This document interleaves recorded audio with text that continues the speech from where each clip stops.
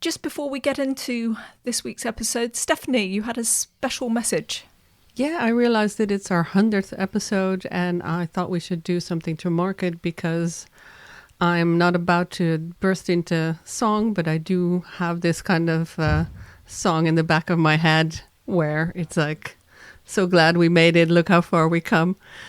So I'm just really amazed that we arrived at 100 episodes, and I wanted to thank everybody who got here with us. Yeah, I think we've actually done, far more than that, because we also have episodes that aren't what we describe as full episodes. They're more kind of bitty ones. But this is really a milestone, because that means that 100 times people have given up their precious time to explain something in depth to us. And I'd just say, thank you to everybody in the community who's bothered to answer the emails and rocked up to Zoom or when we've recorded in person in Humanity Hub. Thanks. Yeah, and not only the people who spoke up to talk to us, but also the people who tune in and listen and plug us on all kinds of social media channels. I still find it wild that I occasionally get recognized by voice from the podcast. I have to admit that this mainly at super niche international justice events, but it's still, it's really, really heartwarming to know that so many people follow this. And I especially also liked that the 100th episode was with someone who we've also seen through the years at international justice meetings, Mazen Darwish, who we also kind of have been following over the years, who is now one of the Secretary Generals of FIDH and came to talk to us about universal jurisdiction, which also took years to mature. So I feel it's kind of a companion journey to the podcast. So enjoy this episode, and thank you everybody so much for supporting us and listening to us. From the state side, this is practical tools to do something, not only say, to do. Medieval crimes are being committed. I come with clean hands. Victims of horrific crimes want justice. We don't have anything better than this. This is Asymmetrical Haircuts, your international justice podcast, with Janet Anderson and Stephanie van den Berg. This episode was produced in partnership with justiceinfo.net. All rise. Hi, Steph. Hi, Janet. So it's that time of year again. It's not only spring, it's also the Universal Jurisdiction Annual Review. Thank you to the NGOs who gather the data. And a basic summary could be that there are kind of more countries than ever before where crimes were committed, where their nationals are being put on trial. But there's still a very narrow group of mainly European countries who are actually practicing UJ. We're going to say universal jurisdiction as UJ, I think, through the podcast.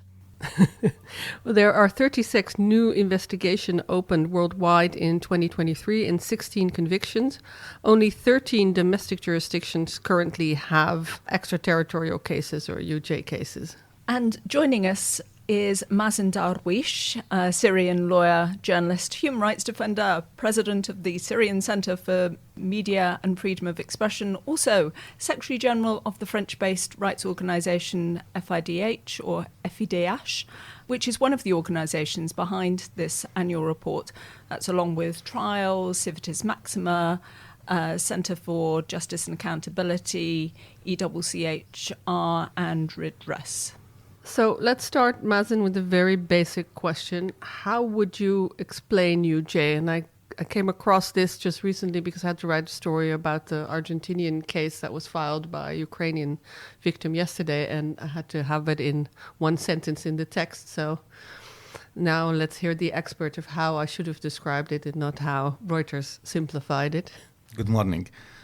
Usually it's one of the tools, it's very important tools, and especially this period where many victims in many countries, they can't access to the international justice or even for domestic justice. So for us, it's one of the, yes, alternative choices, but it's very powerful also tools. And we see how from Syria to Ukraine, all these victims who cannot reach justice and accountability in their country work together with the INGO to raise these issues, to keep the file of the justice on the table. And in many cases, it gives answer for the victim, some justice. We see that how a lot of these cases, there is suspect was arrested and convicted. And also there is many needs. It's not only, again, about the verdict. This is not a revenge tool, but also it's tools for the victim to say, this is what happened. This is true. This is how we also preserve the narrative. We see in Syria, by example, for the victim of the chemical weapons, how the Russian tried to change the narrative when they reoccupied the Eastern Ghouta in 2018. They brought some of those victims and the doctors, make a lot of pressure. They bring them here to The Hague and make a press conference, say, this is fake, nothing happened, we fake these videos and these things. So when we have a verdict from a court, professional, independent court, testing the evidence, collecting all story and say, this has happened, this is true, this is mean a lot for the victim, not only the verdict itself, even in the cases where we don't have suspect in custody. Still, it's very important. But like legally, how would we describe it? What I described it as is that it is a mechanism that allows countries to try for the worst crimes, so crimes against humanity, war crimes and genocide usually, or crimes that were committed outside of their territory and by people that have no links or are not nationals of their territory. And it comes in different guises. Some need links, some don't. But as a lawyer, how would you describe the mechanism that allows this to happen? Look, if we look at it from the country side, this is the state responsibility from one side, even if this crime doesn't happen in their territory. But this is the responsibility from this state for this kind of international crime. And this is also how we make this value and goodwilling and good statement, put it in a practical way. It's not enough to say that we are against war crime or crime against humanity and do nothing, just statement. So this is, from the state side, this is practical tools to do something, not only say, to do. From the victim side, this is, again, maybe not the best choice. Maybe this is not the first option they have. For sure, me, myself, and as one of those victims, I prefer to see transitional justice model in my country, in Syria, to see these cases and court not in Koblenz, not in Paris or in The Hague, to see it in Damascus. But as we can't reach this now, this is important for us as a victim, as I said, to keep this file on the table, to not allow to the Lord of the War and their supporter, regional and international power, to go to any political agreement without take care of the victim needs. For these countries who have this kind of conflict, and through now in Syria, by example, more than 12 years, and it's become a civil war. So we can't guarantee sustainable peace without guarantee the satisfaction of the victim. Do you think there are enough countries practicing UJ, Mazen? I mean, kind of the base is mainly Europe. Steph just mentioned Argentina at the start, and we know that they're involved. They've got a very activist prosecutor there, so they're involved in a number of things. But basically, it's Europe, isn't it? I mean, do you think there should be more countries doing this? Yes, indeed. Even inside Europe, we need to see more countries involved. There is a need for change the jurisdiction even to allow this kind of cases and make the victim can be able to access to justice in this country. This is in Europe, but also everywhere. Latin America, Africa, and the global south specifically, where the majority of the victim coming. So we need to make this movement universal movement, truly universal jurisdiction, not European jurisdiction. And we are happy, glad that the increasing of the number of the cases, but also we need to push for changing the legislation. Is that where you think the biggest barrier is, that countries are not set up with the right legislation for it, or is it a lack of expertise?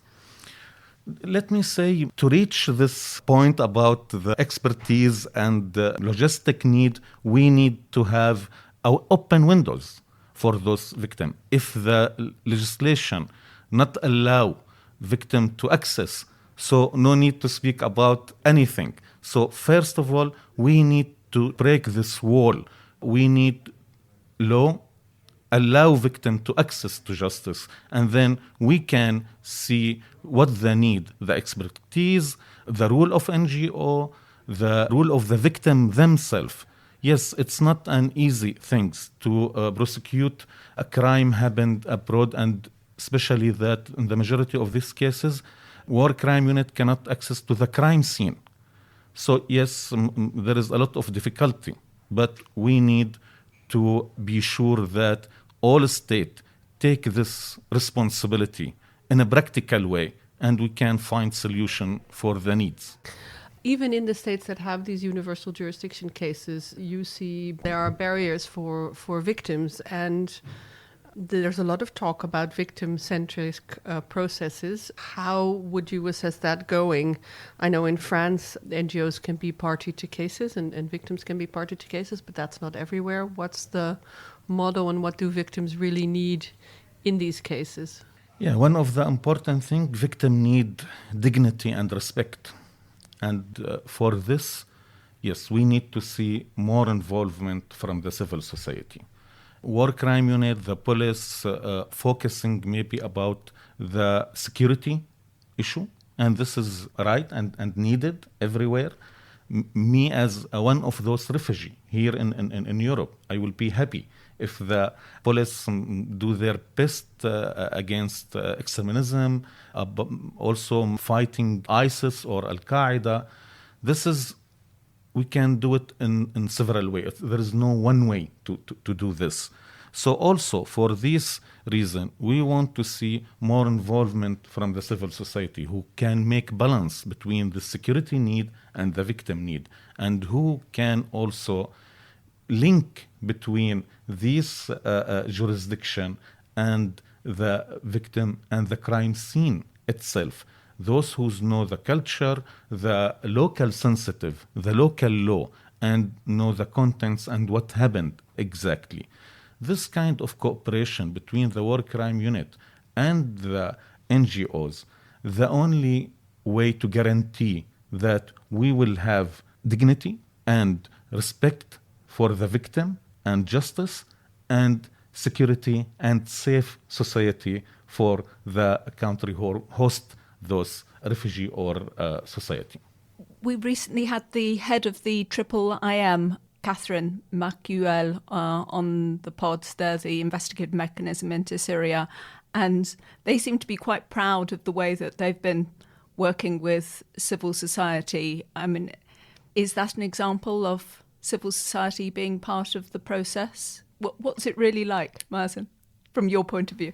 Yeah, this is one of the good example, the IIM and Judge Catherine Marshoil. And let me say hi and thank you for all her wonderful effort, especially that she leaving now end of the April, the IIM. Look, I think we met even in New York when they appointed from the Secretary General in 2016, before even her first day in Geneva.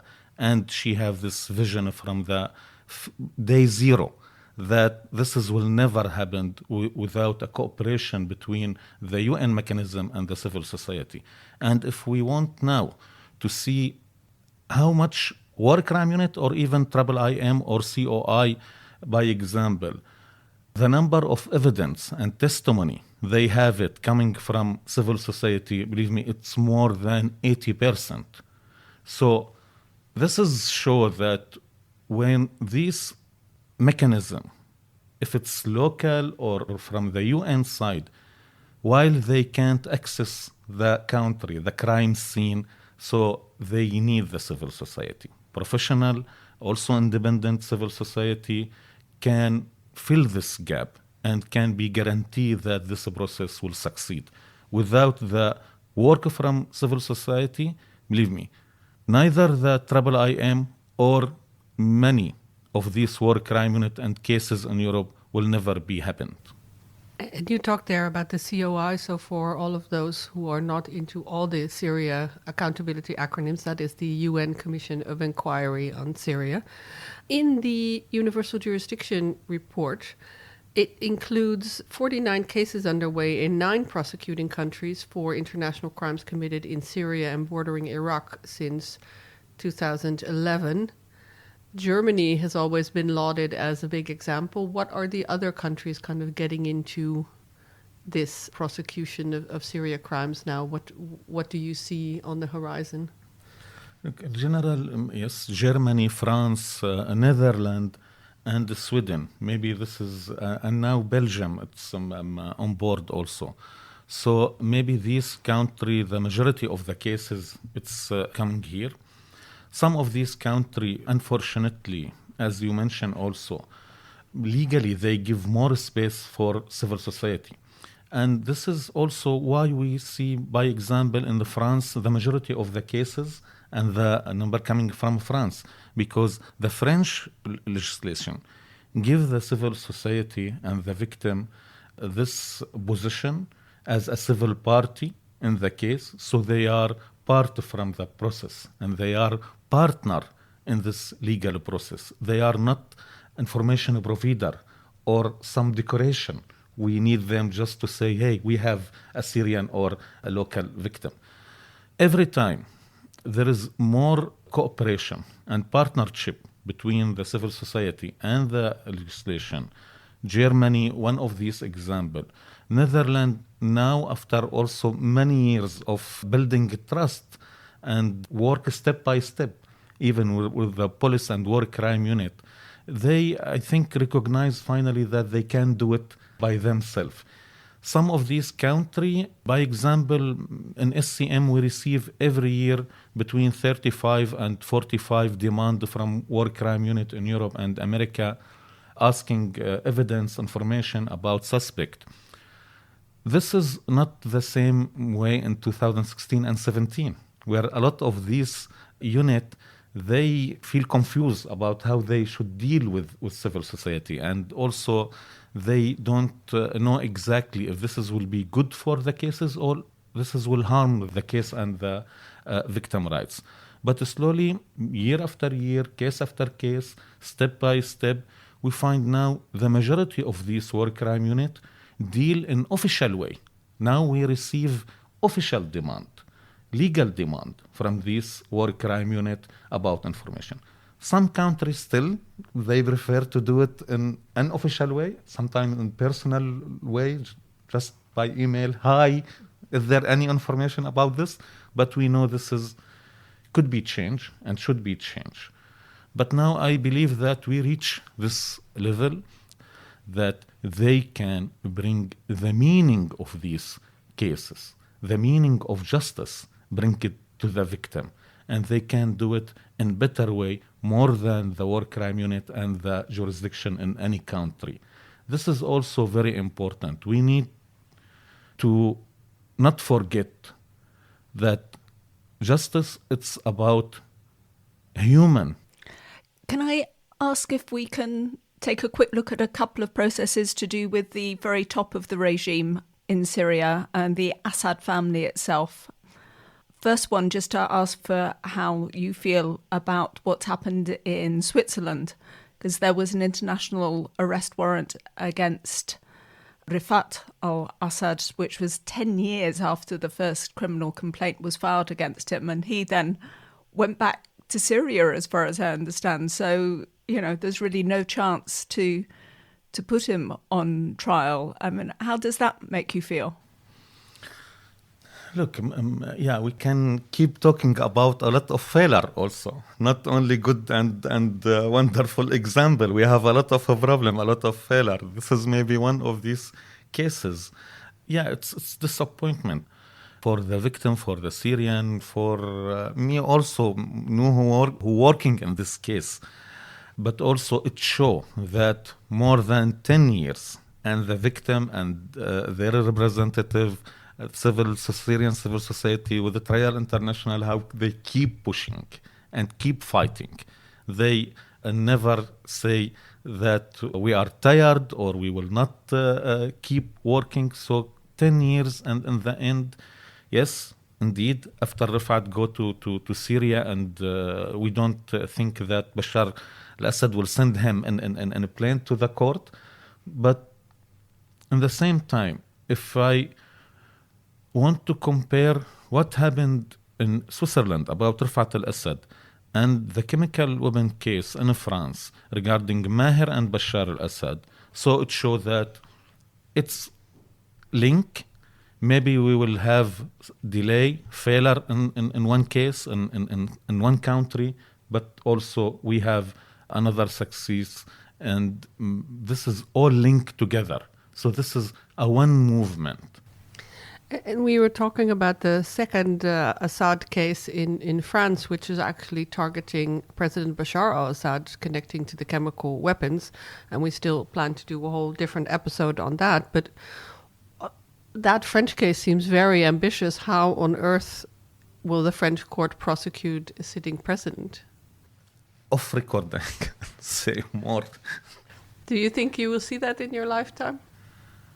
Yeah, why not? Look, I was yesterday. I'm talking with a colleague from Bogota, and I told her in 2004 we in FIDH we have our conference. It should be in Bogota in 2004, and the president in that time decided that a human rights defender at the enemy. He go on TV and say they are the enemy, and we were in the hotel, and the tanks surrounded us, and we just evacuation from Bogota under fire, honestly.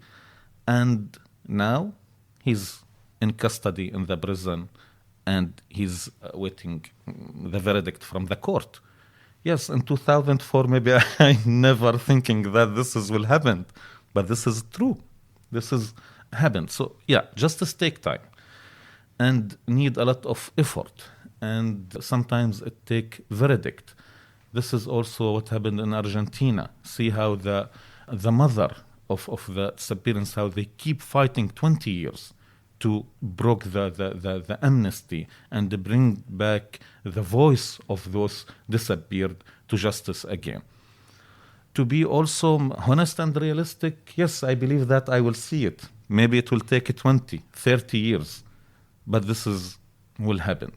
And I'm wondering where you might also see some other opportunities, Mazen. I'm wondering whether we're likely to see more trials which involve corporate actors related to atrocity crimes. I know that we've already seen the start of some cases, but is this an area that you're focusing on? Yeah, this is part from our strategy to have many cases in different countries. Again, we're working to make universal jurisdiction a movement. So it's not something, let me say, something just reaction. If we have here or a victim or here possibility. So yes, maybe yesterday you saw this case in Argentina, and I'm happy that even the legal advisor in this case for the Ukrainian, he's a Syrian lawyer. And he benefited from this work in universal jurisdiction from the Syrian civil society. And this is how we make it movement. This is what the meaning of movement. It's not about Syrian or Ukrainian or any other. It's about how we can give tools to the victim and how we can make also all this good speech or goodwilling coming from state real, practical. Maybe yes, in the UK, soon we will have some good news finally after years also in fighting there, but hopefully also more cases in Argentina and even in African country. That was going to be exciting. Pourquoi pas? When we talk about gaps in these universal jurisdiction cases and the kind of things they prosecute, we had people on the podcast when we're talking about ISIS prosecutions, that a lot of people get prosecuted for membership of a terrorist organization, but not for things like sexual and gender-based violence or enforced disappearance. Is that something you're trying to get more on the menu for UJ cases to also look at?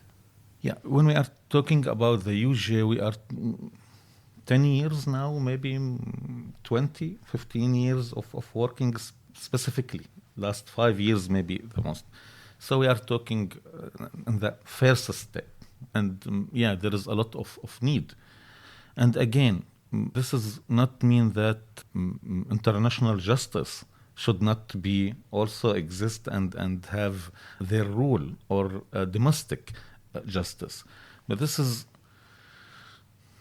how we can make all these elements work together for all the victims, especially, the sexual abuses and the women's and gender right, because in many of these countries, they still the legislation, but also sometimes the culture doesn't accept this kind of cases. And for the women's specifically, it's hard. They are not fighting only the criminal, but also society and the stigma and sometimes the family. So we need to have also safe place for those kind of victim, so we can raise these kind of crime and guarantee the safety of those victims.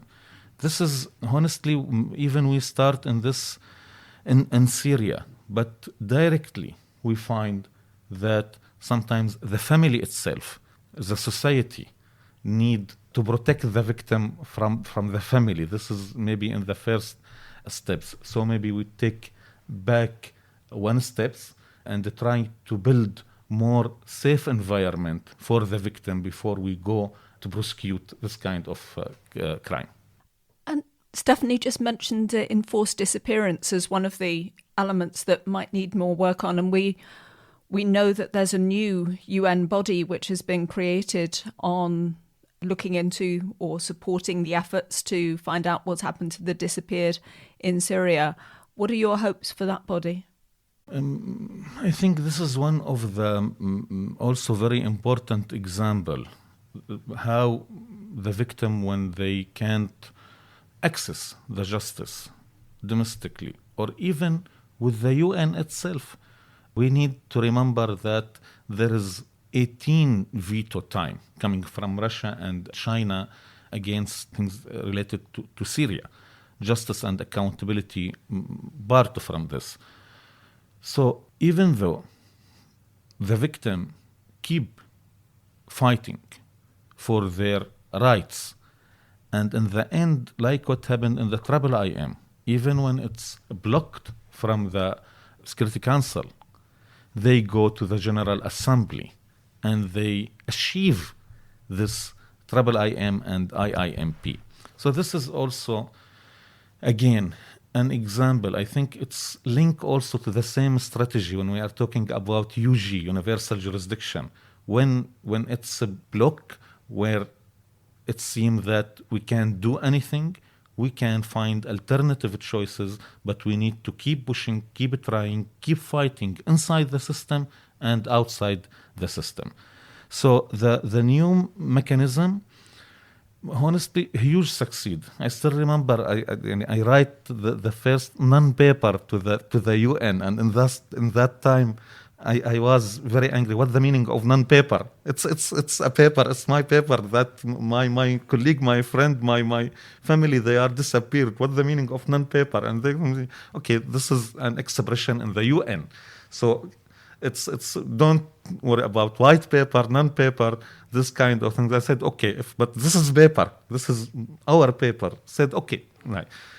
This is an example. But from 2016 until 2023, the victim, the civil society, then the victim association, who start working and organize in 2017 and 18, they make this difference. They make, for the first time, there is a UN mechanism it's their responsibility, the fate of the missing people in Syria. And this is important for the victim, but also we feel it's more fair for us as a human rights defender and a civil society. One of our projects is very known, the VDC, Violation Documentation Center, and we have more than 100,000 names of missing person in Syria. So we feel it's not fair to keep this responsibility in our shoulders as a human rights defender or as a civil society. For many reasons, now 13 years, we keep update and upgrade and try to make this documentation in best way. But we can't do it forever. It's need a huge effort and logistic and money. And this is, yes, the UN responsibility. And they should do it, not push it and keep it in the civil society shoulder. So even if just now we can guarantee that maybe after 1 year, 2 years, we will have good documentation about the missing people, collect all of these data from the family, from the civil society, from the victim association, and reserve it. This is huge succeed, because this is also what we learned from what happened in 1982 in Hama. There is more than 16,000 persons missing until now, and unfortunately maybe we don't have even their name.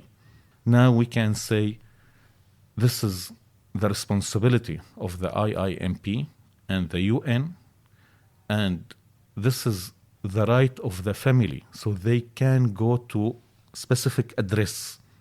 They knew now where they should go and who they should ask.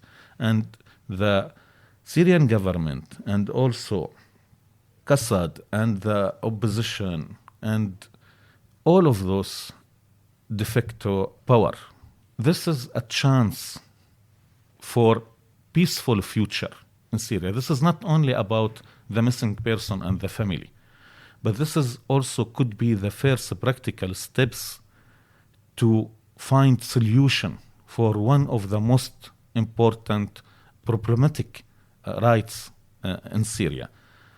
I hope, and maybe this is something crazy or unrealistic, but I hope that they will take their responsibility and thinking in the long term.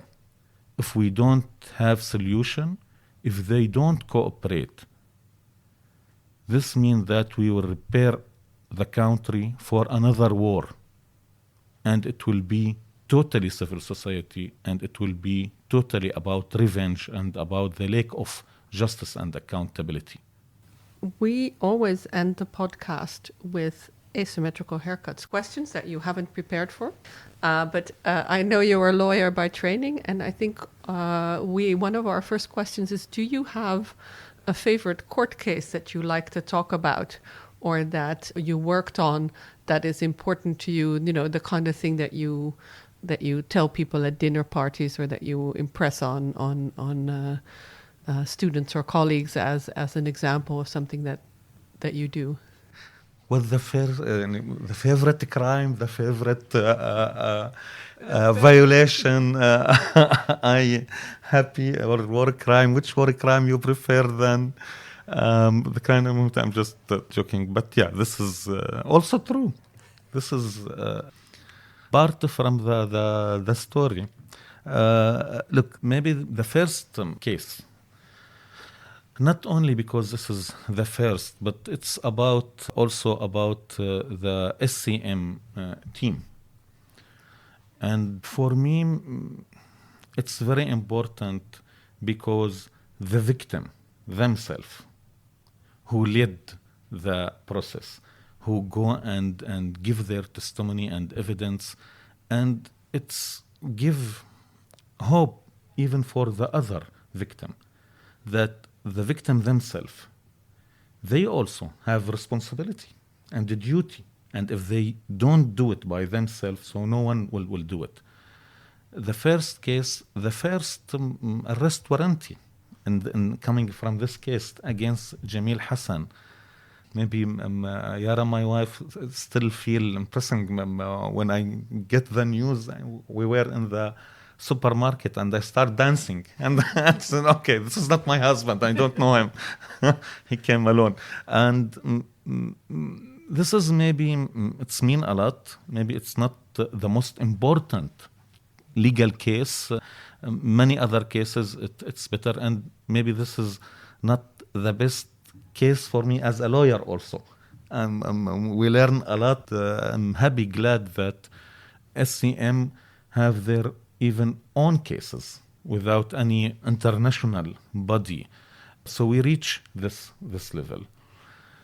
The beginning, always first step, first case, it's more difficult, more complicated, more emotional, because we're working about our torture, our disappearance. It's not something happened in other country or other people. It's us also. So it's very emotional, very complicated situation to be victim and lawyer at the same time, to be professional and fit the legal narrow and control your emotion. But yeah, I think this case, it's the best one. And the other question that we always like to ask at the end, is there anything you'd like to share for the audience that you are reading or listening to or watching? It can be something related to your work, or it can be something completely not related to your work. I mean, whatever's on your Netflix queue that you'd like to share with people. Yeah, I'll say that I'm working with my colleague about with some family of the victim of the immigrant road and the Mediterranean Sea. And one of the sister make a film about her sister called My Maysoon, Maysoonati. And honestly, it's for me, it very important that all of us to see it. Even I consider myself expert in this field, or I know a lot, but it's very inside film. And every time the victim themselves express their feeling, say their word, it's make added value. So yeah, maybe this film, and hopefully we can find some answer for Hadil, the sister of Maysoon, and a lot, 100,000 of the missing people in the immigrant road.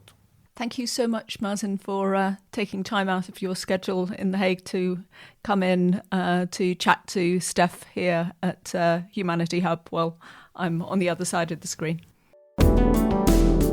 This was Asymmetrical Haircuts, your international justice podcast, created and presented by Janet Anderson and Stephanie van den Berg. This episode was produced in partnership with justiceinfo.net, an independent site covering justice effort for mass violence. This episode was recorded at the Hague Humanity Hub, home to a community of innovators in the field of peace, justice development, and humanitarian action.